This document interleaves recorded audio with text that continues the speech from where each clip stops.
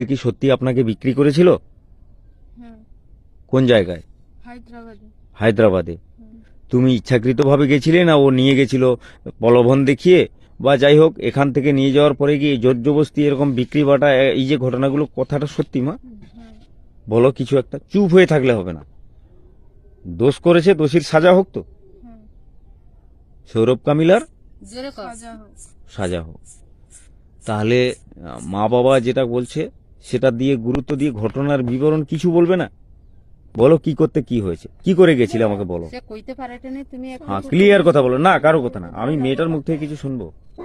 বল মা। আমার মা বাবা যেটা নন্দিনী, তুমি একটু বলো, আমরা শুনবো। এবং এখানে হাজার হাজার মানুষ দেখছে, তা বলো সঠিক ঘটনাটা। আমাদের এই গঙ্গাসাগর সাগর দ্বীপের যে ঘটনা তুমি নিজের খুব ইচ্ছে কষ্টকর। চাইছো? তুমি একটু বলো তো, আমি শুনবো। মা অনেক কিছু বলেছে। করেছে, তুমি তো ফোন দিয়ে কান্না করেছে তোমার